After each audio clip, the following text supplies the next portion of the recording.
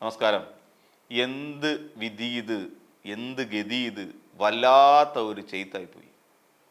നമ്മൾ ആലോചിച്ച് നോക്കുമ്പോൾ കേരളത്തിലെ കോൺഗ്രസ് പാർട്ടി എങ്ങനെ ഭരണം പിടിക്കാമെന്നുള്ളതിനെ കുറിച്ച് ആലോചിക്കുന്നത്.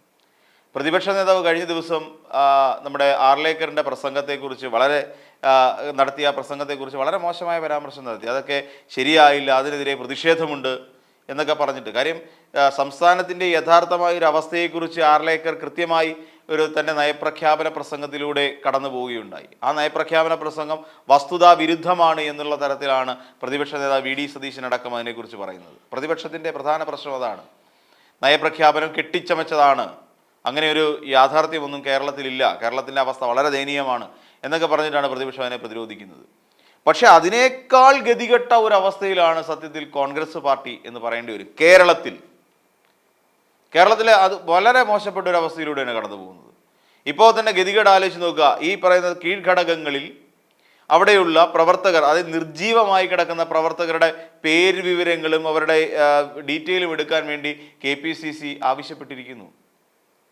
ഒന്ന് ആലോചിച്ച് നോക്കുക. എന്നിട്ട് മറ്റു പാർട്ടികളിൽ അസന്തുഷ്ടരായി കഴിയുന്ന ആളുകളെ കൂടി പാർട്ടിക്കുള്ളിലേക്ക് ഉൾപ്പെടുത്തുക.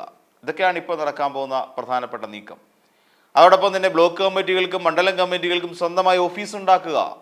അത് വാടകയ്ക്കാണെങ്കിലും അല്ലാതെയും സ്വന്തമായി ഒരു ഓഫീസ് ഉണ്ടാവണം. സാമൂഹ്യ മാധ്യമങ്ങളിൽ കുറച്ചുകൂടെ കാര്യക്ഷമമായി ഇടപെടൽ നടത്തണം.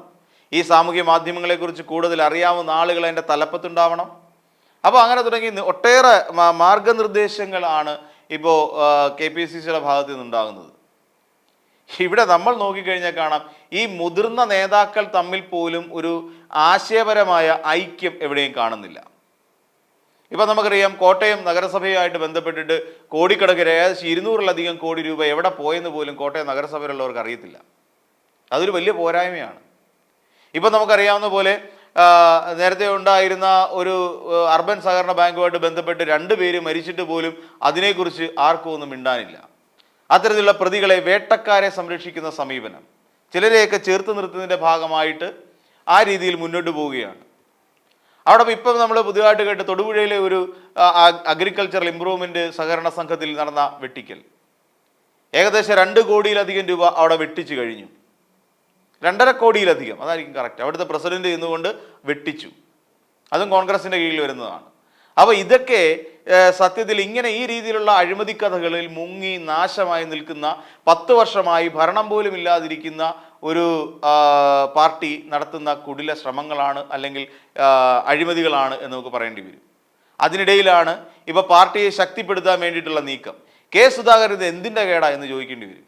കാര്യം വേറൊന്നുമല്ല, ഇവിടെ സുധാകരൻ കയറിയ സമയത്ത് എന്തൊക്കെയായിരുന്നു ഇവിടുത്തെ കോൺഗ്രസ് പ്രവർത്തകർക്ക് കൊടുത്ത വാഗ്ദാനം എന്നറിയാമല്ലോ, അല്ലെ? കണ്ണേ കരളെ KSA എന്ന് വിളിച്ച കോൺഗ്രസ്സുകാരാണുള്ളത്. ഇന്ന് ആ കണ്ണും കരളും ഒക്കെ പോയി. ഇതേ രീതിയിൽ തന്നെ ആയിരുന്നു പണ്ട്. കഴിഞ്ഞ ദിവസം നമ്മൾ ചർച്ച ചെയ്തതാണ്, ചെറിയ ഫിലിപ്പ് പറഞ്ഞത്, കണ്ണേ കരളെ എന്ന് വിളിച്ചവരൊക്കെ ഇന്ന് പലരെയും ഒതുക്കി മാറ്റി നിർത്തിയിരിക്കുകയാണ് എന്ന് CPM-നെ വിമർശിച്ചുകൊണ്ട്. അന്ന് കണ്ണേ കരളെ VSA എന്നായിരുന്നു പാർട്ടിക്കാർ വിളിച്ചത്. അദ്ദേഹത്തെ ഒതുക്കി മാറ്റി നിർത്തിയിരിക്കുന്നു എന്നാണ് പറയുന്നത്. അദ്ദേഹം അനാരോഗ്യം കാരണം വീട്ടിൽ റെസ്റ്റിലാണ്, വിശ്രമത്തിലാണ് അദ്ദേഹം. അദ്ദേഹത്തിന് സജീവമായി ഒരു രാഷ്ട്രീയ രംഗത്തേക്ക് ഇറങ്ങാൻ കഴിയാത്ത സാഹചര്യമാണ്. അത്രയ്ക്ക് അനാരോഗ്യം ബാധിച്ച ഒരു മനുഷ്യനാണ് അദ്ദേഹം. ഇവിടെ കണ്ണേ കരളെ KSA എന്ന് വിളിച്ചുകൊണ്ട് ഇവിടെ തലമുറ മാറ്റം വരുമ്പോൾ ഗർജിക്കുന്ന സിംഹമായി മാറും സുധാകരൻ എന്ന് പറഞ്ഞ പാർട്ടി അണികൾ അതേ നാവ് കൊണ്ട് തന്നെ അദ്ദേഹത്തെ തള്ളിപ്പറയുന്ന സ്ഥിതിവിശേഷം ഉണ്ടായി. ഇങ്ങനെയെല്ലാം അവിടെ വലിയ ആർഭാടപൂർണമായി അദ്ദേഹത്തെ കസേരയിലേക്ക് കയറ്റിയിരുത്തിയതാണ് KPCC അധ്യക്ഷൻ്റെ. ഒടുവിൽ ഈ ലോക്സഭാ തെരഞ്ഞെടുപ്പുമായി ബന്ധപ്പെട്ട് അദ്ദേഹം കുറച്ചുനാൾ മാറി നിന്നപ്പോൾ തിരിച്ചു വന്ന് നോക്കിയപ്പോൾ അവിടെ മറ്റൊരാൾ ഇരിക്കുന്നു ആ കസേരയിൽ. അവസാനം ഇതേ സുധാകരൻ തന്നെ അവിടെ പോയി കരയേണ്ടി വന്നു KC വേണുഗോപാലിന്റെ മുന്നിൽ. KC വേണുഗോപാലിന്റെ മുമ്പിൽ ഈ പ്രതിപക്ഷ നേതാവ് നിരന്തരം കത്തയച്ചുകൊണ്ടിരുന്നു, എങ്ങനെയെങ്കിലും സുധാകരനെ മാറ്റി മറ്റൊരാളെ അവിടെ കൊണ്ടുവരണം. സുധാകരൻ ഒന്ന് മാറി നിന്നപ്പോൾ സുധാകരൻ ചെവിക്ക് പിടിച്ച് പുറത്തുവിട്ട പലരും ഇന്ന് KPCC-യിലേക്ക് തിരിച്ചു പിടിച്ച് കയറ്റി ആ ഒരു ഒഴിവിൽ. അപ്പോൾ നേതൃത്വത്തിൽ തന്നെ ആശയപരമായ ഭിന്നത നിലനിൽക്കുന്ന ഒരു പാർട്ടിയാണ് കോൺഗ്രസ് പാർട്ടി. ആ സാഹചര്യത്തിലാണ് കീഴ്ഘടകങ്ങളിൽ പ്രവർത്തിക്കാതിരിക്കുന്ന നേതാക്കന്മാരെ തിരികെ കൊണ്ടുവരാൻ വേണ്ടിയിട്ടുള്ള, അല്ലെങ്കിൽ അവരുടെ പേര് വിവരങ്ങൾ എടുക്കുന്നു. എന്തിനു വേണ്ടി എടുക്കുന്നു? ഇവർക്ക് എന്ത് ട്രീറ്റ്മെൻ്റാണ് കൊടുക്കാൻ ഉദ്ദേശിക്കുന്നത്? ഇതേ ഞാൻ പറഞ്ഞു വന്നത്, ഈ സുധാകരൻ തന്നെ ആയ സമയത്ത് ഇതിനെ ഒരു സെമി കേഡർ സംവിധാനത്തിലേക്ക് കോൺഗ്രസ് പാർട്ടിയെ കൊണ്ടുവരും എന്ന് അദ്ദേഹം വലിയൊരു വാഗ്ദാനം നടത്തിയിരുന്നു. എന്നിട്ട് എവിടെ എത്തി ഈ സെമി കേഡർ പദ്ധതി? എന്നിട്ട് എത്ര നേതാക്കന്മാർ സെമി കേഡറായി മാറി? DYFI യൂണിറ്റുകൾ ഉള്ളതുപോലെ ഇവിടെ യൂണിറ്റുകൾ രൂപീകരിക്കണമെന്നതിനെക്കുറിച്ച് പറഞ്ഞിരുന്നു. എന്നിട്ട് ആ യൂണിറ്റ് രൂപീകരണം എന്തായി? എന്തെങ്കിലും നടന്നോ? നടക്കില്ല. ഒരു ഇഞ്ച് പോലും ചലിക്കാൻ കെ സുധാകരനെ പ്രതിപക്ഷ നേതാവ് VD സതീശൻ അനുവദിക്കില്ല. കാര്യം അതിൽ തന്നെ 2 തട്ടാണത്. 2, 3, 4, 5 തട്ടുകളായിട്ട് മാറി നിൽക്കുകയാണ് പാർട്ടി, കോൺഗ്രസ് പാർട്ടി. അപ്പോൾ ഇതിനകത്ത് സാധാരണക്കാരനായ ഒരു പ്രവർത്തകൻ, ഇതിൽ സാധാരണക്കാരനായ ഒരു നേതാവ് ഇതിൽ എവിടെ പോയി പ്രവർത്തിക്കുക എന്നുള്ള ഒരു ആശയക്കുഴപ്പത്തിലാണ്. ഇത് കൂടാതെ പ്രാദേശികമായ പാർട്ടികൾക്കുള്ളിൽ ഭിന്നതയുണ്ട്. ഇത് സതീശൻ പക്ഷമെന്നും കെ സുധാകരൻ പക്ഷമെന്നും കെ മുരളീധരൻ പക്ഷമെന്നും ഇനി അതല്ല തരൂർ പക്ഷമെന്നും ഒക്കെ പറയുന്ന നിരവധി പക്ഷങ്ങൾ ഇനി ഇവിടെ തന്നെ നമുക്കറിയാം. MP-മാരെല്ലാം കൂടെ ചേർന്ന് വേറൊരു പക്ഷം ഉണ്ടാക്കുന്നു. അത് നമ്മൾ കണ്ടതാണ് കഴിഞ്ഞ കാലഘട്ടത്തിൽ. MK രാഘവൻ MP-യും ശശി തരൂർ MP-യും കൂടെ ചേർന്നിട്ട് കോഴിക്കോട് ഒരു മലബാർ ലോബി ഉണ്ടാക്കാനുള്ള ശ്രമം നടത്തി. അതിൻ്റെ ഭാഗമായിട്ടാണല്ലോ ശശി തരൂർ അന്ന് മലബാർ പര്യടനം എന്ന് പറഞ്ഞവർ ഈ പര്യടനം നടത്തിയത്. അപ്പോൾ അങ്ങനെയെല്ലാം തരൂർ പക്ഷമെന്നും MP-മാരുടെ പക്ഷമെന്നും ഒക്കെ പറയുന്ന പക്ഷങ്ങളായി കോൺഗ്രസ് പാർട്ടി വിഘടിച്ച് നിൽക്കുകയാണ്. ഇത് കൂടാതെയാണ് പ്രാദേശിക തലത്തിൽ പോലും കോൺഗ്രസിൽ ഭിന്നതയുള്ളത്.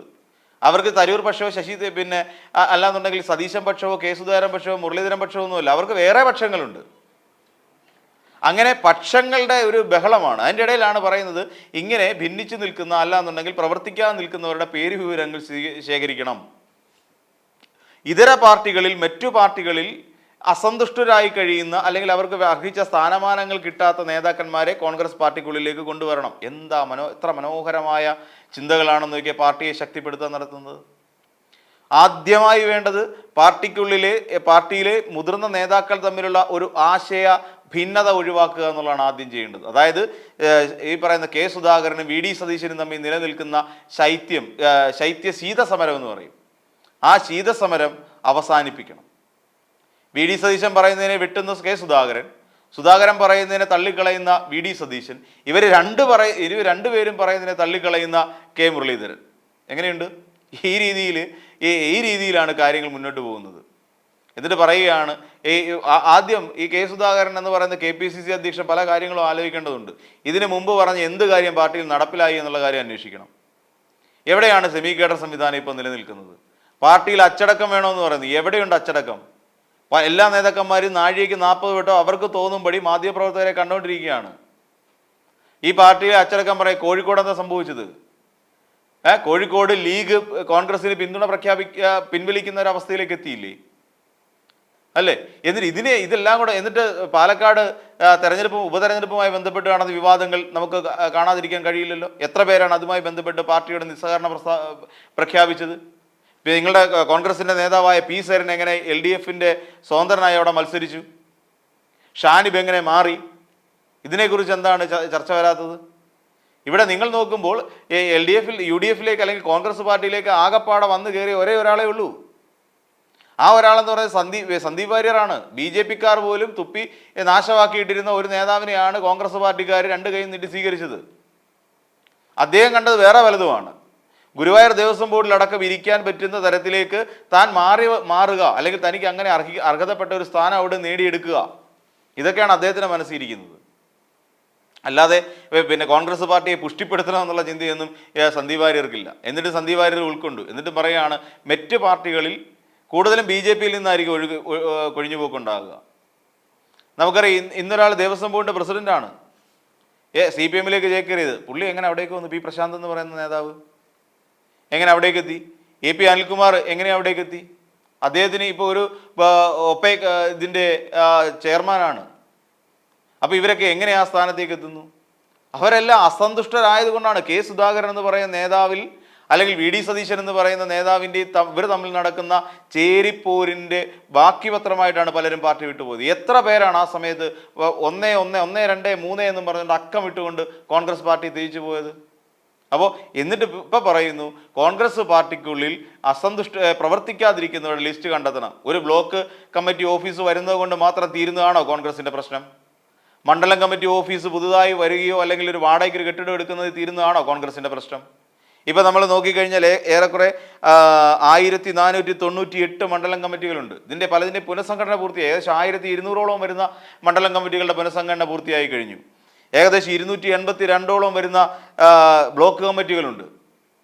അപ്പോൾ ഇവിടെയെങ്കിലെല്ലാം പ്രവർത്തിക്കുന്ന പ്രവർത്തകരെ ഒരുമിച്ച് കൊണ്ടുപോവുക എന്നുള്ളതാണ്. അതൊന്നും നടക്കുന്ന കാര്യമൊന്നുമല്ല. ഈ വരാൻ പോകുന്ന തദ്ദേശ സ്വയംഭരണ തെരഞ്ഞെടുപ്പുമായി ബന്ധപ്പെട്ട് പാർട്ടിയെ വിപുലീകരിക്കുന്നതിൻ്റെ ഭാഗമായിട്ടോ ശക്തിപ്പെടുത്തുന്നതിൻ്റെ ഭാഗമായിട്ടോ ഒക്കെ നമുക്കിതിനെ കാണാൻ കഴിയും. പക്ഷേ എന്നിരുന്നാൽ പോലും കെ സുധാകരൻ KPCC അധ്യക്ഷനായി ഇരിക്കുന്നിടത്തോളം കാലം ഇത് എത്രത്തോളം പ്രാവർത്തികമായി നടപ്പിലാക്കാൻ VD സതീശൻ്റെ ഭാഗത്തുനിന്ന് നീക്കം ഉണ്ടാകുമോ എന്നുള്ളത് കണ്ടറിയേണ്ടതാണ്. അപ്പോൾ തുടക്കത്തിൽ തന്നെ നേതൃനിരയിൽ തന്നെ വലിയ ഒരു മാറ്റമാണ് ഉണ്ടാകേണ്ടത്. അത്തരത്തിലൊരു മാറ്റം ഉണ്ടാകത്തിടത്തോളം കാലം ഇനി എന്തൊക്കെ ചെയ്തെന്ന് പറഞ്ഞാലും കേരളത്തിൽ കോൺഗ്രസ് പാർട്ടി ഇനി നിലം തൊടാതെ പറഞ്ഞിരിക്കും.